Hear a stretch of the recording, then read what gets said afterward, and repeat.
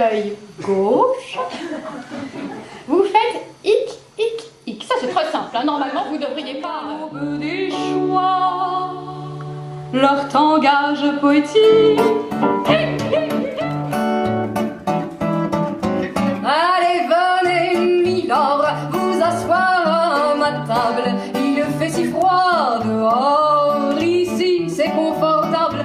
Laissez-vous faire, milord, et prenez bien vos aises, vos pannes sur mon... Bien, bonjour et bienvenue à tous. Aujourd'hui, mon invité est Eva Glorian.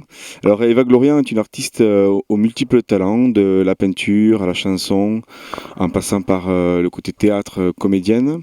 Elle nous amène dans des univers assez différents, éclectiques, mais surtout avec une même philosophie, c'est vivre l'instant présent. Alors Eva, bonjour.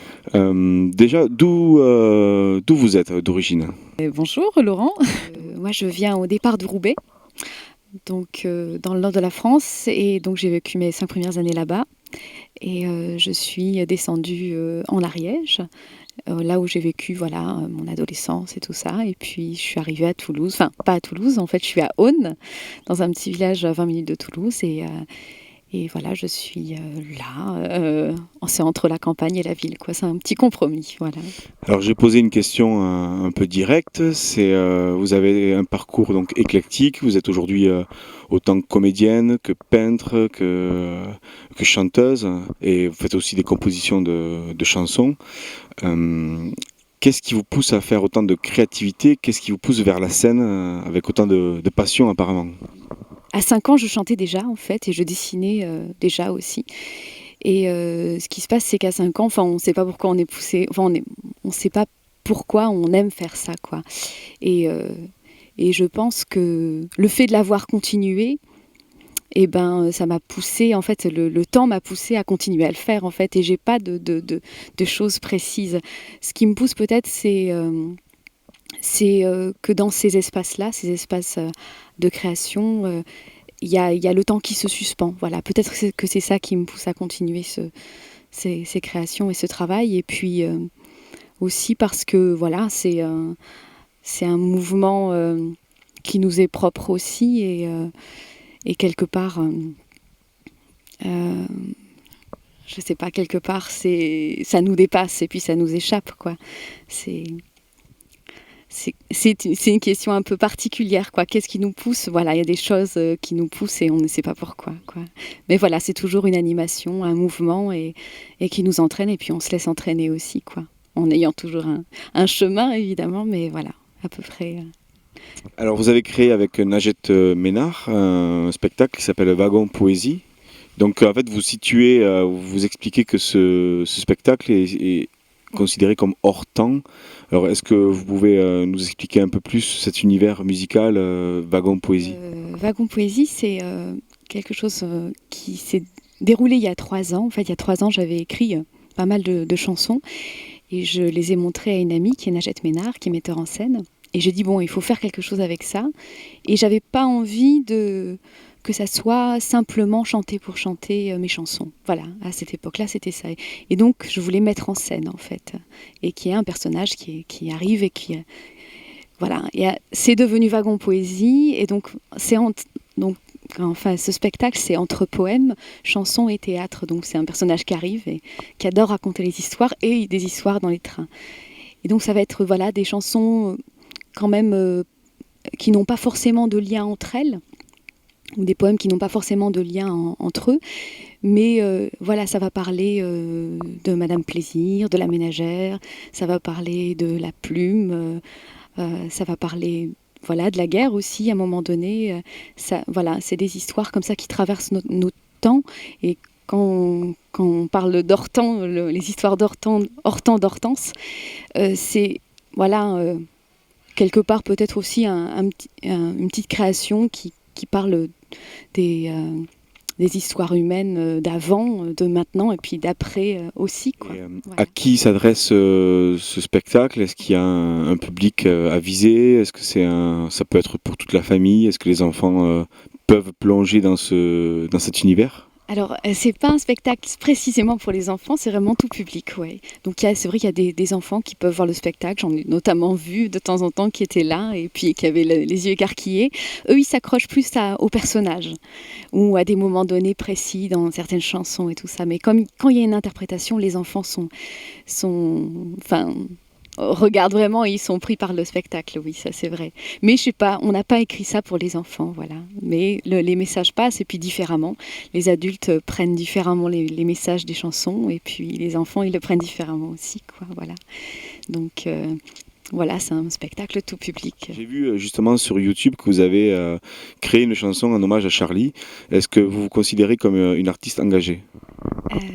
Alors, ouais, cette chanson, bon, on l'a créée avec mon oncle, qui chante avec moi sur cette chanson. C'est lui qui a écrit les paroles. Et moi, j'ai écrit la musique. Et donc, pour nous, c'était important, à ce moment-là, de participer voilà, à une union, quelque part, en tout cas, par rapport à ce qui s'est passé. Et c'était une façon de mettre notre graine pour dire qu'on partageait ce moment douloureux. Et voilà, donc on a écrit cette chanson voilà, dans un contexte précis. Après, je sais pas, moi je pourrais pas dire que je suis une artiste engagée. Peut-être de ma manière d'être engagée, c'est vouloir mettre peut-être à nouveau des mots qu'on n'utilise plus, vouloir mettre à la page ces mots-là. Et peut-être mon engagement, il est dans la langue française, oui, voilà. Peut-être dans ce sens-là. Et puis par rapport à ce que j'écris, c'est vrai que en général, mon message, même si des fois c'est des chansons peut-être un peu difficiles, pas difficiles de compréhension, mais difficiles parce que ça parle des fois de choses pas forcément évidentes, quoi. Peut-être à la fin, de toute façon, mon message, c'est un message d'amour, voilà. Et voilà, ça c'est peut-être mon engagement, il est dans ça aussi, quoi. Dans peut-être se réunifier, ne plus être fraction, mais singulier dans un pluriel, voilà. Pluriel dans un singulier, ou c'est pas, voilà. Mon engagement, il est là. Donc surtout, oui, j'ai vu en fait, surtout dans l'amour, en fait, ou l'amitié, enfin l'amour avec un grand A. En général, c'est ce que vous voulez dire, c'est que votre engagement, il est dans faire passer les messages et remettre de l'amour dans l'humanité. Est-ce que c'est bien ça? En tout cas, dire que moi j'y crois de toute façon, voilà. Même, ouais, il y a des choses qui se passent qui sont terribles. Et faut toujours y croire de toute façon parce que quelque part, s'il y a des gens qui vivent, voilà, on n'est pas là. Je pense pas qu'on soit là pour vivre, pour souffrir. Hein. Passer des étapes avec souffrance parfois, oui, mais pour souffrir, je pense pas que ça soit le but. Et je pense que le but, c'est plutôt de partager et d'être ensemble. Voilà. Justement, est-ce que vous avez une philosophie de vie? Est-ce qu'il y a une spiritualité, une croyance derrière tout ça? Enfin, là, vous me parlez d'amour, vous me parlez justement d'humanité, enfin, de notre engagement. En fait, vous êtes artiste, donc vous faites passer les messages. Est-ce qu'il y a un côté philosophique derrière tout ça? Est-ce qu'il y a une façon de vivre que vous voulez communiquer peut-être aussi? Peut-être c'est pas derrière, mais c'est avec. Voilà, après, les chansons que je chante, ça parle de monstres, des fois. Ça parle. Il y a plein de choses, voilà, qui sont pas. Je prends pas. On va dire, dans mes chansons, je prends pas de parti pris. Et même si derrière. Enfin, voilà, derrière, on va en venir derrière. Même si derrière, c'est pour pas dénoncer, mais pour montrer juste. Parce que je considère que l'artiste, il est pas là pour revendiquer quelque chose. Il est là juste pour montrer, en fait. Ouais, ça, c'est ma vision. Après, peut-être que tout le monde... voilà. Et donc, voilà. Après, moi, en tant que personne, oui, j'ai ma philosophie. Ma philosophie, c'est l'amour. Mais après, en tant qu'artiste, voilà, c'est juste... Je suis là pour montrer à travers mon regard. Parce que, de toute façon, tout le monde a des regards différents. Et puis, après, ça appartient à l'autre d'interpréter. Pour terminer un petit peu, j'ai pu voir que vous aviez 2 autres spectacles, entre autres. Donc, un avec Olivier Nougarol, où vous faites un duo. Et un autre, un solo piano. Donc, est-ce que vous pouvez nous dire un peu plus qu'est-ce qu'on peut retrouver dans chacun de ces 2 spectacles?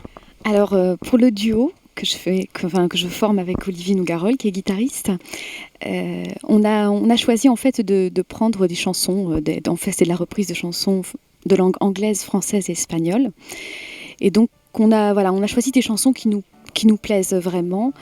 et pas forcément des chansons qu'on peut entendre dans les bals et tout ça, c'était pas trop l'intérêt. L'intérêt c'était de se dire bon, avec une guitare et avec une voix, qu'est-ce qu'on peut faire? Une sorte de performance aussi en fait, puisque avec ces deux instruments-là, c'est d'essayer de dégager, entre guillemets, l'essentiel d'une chanson. Qu'est-ce qu'on peut donner à voir d'une chanson, peut-être qu'on joue plus actuellement, ou qui est peut-être un peu oubliée, pas forcément toute, mais en même temps de garder la trame de la chanson, mais bon, se l'approprier aussi un peu. À partir du moment où ça passe par soi, on s'y approprie toujours, quoi. Et donc voilà, ça c'est le duo Olivia. Donc c'est chouette parce que c'est de la reprise. C'est bien de ne pas forcément faire que ce qu'on fait nous. Et après, donc pour le solo piano-voix, c'est un solo en fait qui oscille entre les mythes grecs et romains et puis les mythes, ce que j'appelle les mythes actuels, donc les mythes qui traversent notre monde quotidien, entre guillemets, quoi. Et j'ai choisi la mythologie gréco-romaine parce que c'est quelque chose qui me passionne depuis toute petite et que j'ai voulu, et puis il faut se concentrer, il y avait évidemment plein d'autres mythologies, mais bon, celle-ci me plaisait vraiment. Et puis j'aime beaucoup les monstres, je parlais de monstres tout à l'heure, et donc je parle de la Gorgone notamment, Méduse qui pétrifie les gens quand ils la regardent et qu'elle les regarde en retour. Il y a le Cyclope Polyphème, il y a le Minotaure, et puis je fais des ponts entre nos mythes quotidiens, parce que finalement la mythologie, elle est pas si lointaine que ça, je la trouve vraiment contemporaine. Voilà, un peu ça, c'est le spectacle des histoires d'être. Voilà. Merci Eva, merci d'avoir répondu à mon invitation. Vous allez trouver toutes les informations après, à la fin de cette interview. Donc merci à tous d'avoir suivi Eon TV et d'avoir suivi cet entretien avec Eva Glorian, et on vous dit à bientôt.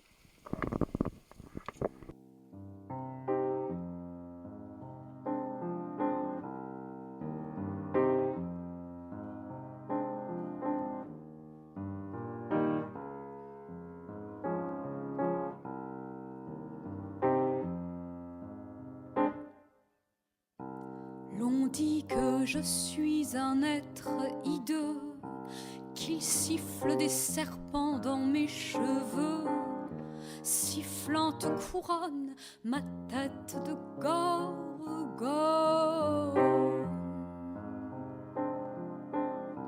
Mais dans mon dos se dérobent des ailes pour échapper aux attaques mortelles que l'on harponne, point ma tête de gorgone. Pourtant j'étais belle, oh pour combien d'aspirants, je fus la citadelle dont rêve tout amant. Ma plus charmante parure était ma chevelure.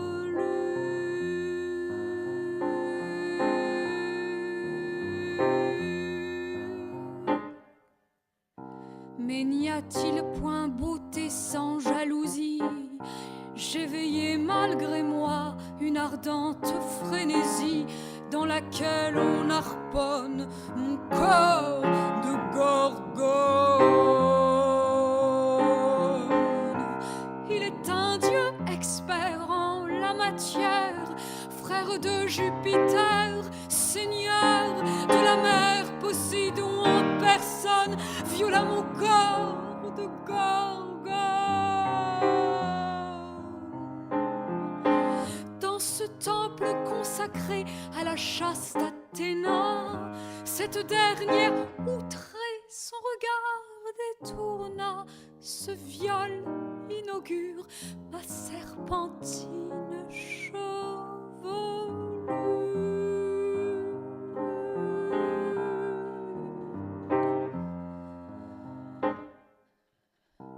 Car la déesse n'a pas puni le coupable, c'est sur moi qu'elle jeta ce sort implacable. Sifflante couronne ma tête de gorgone.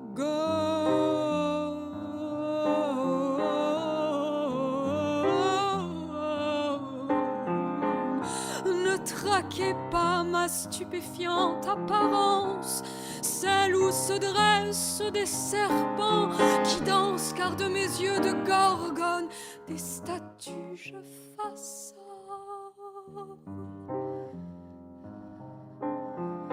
Car de mes yeux de gorgone des statues je façonne. Seule percée en personne, dérobera ma tête de gorgone.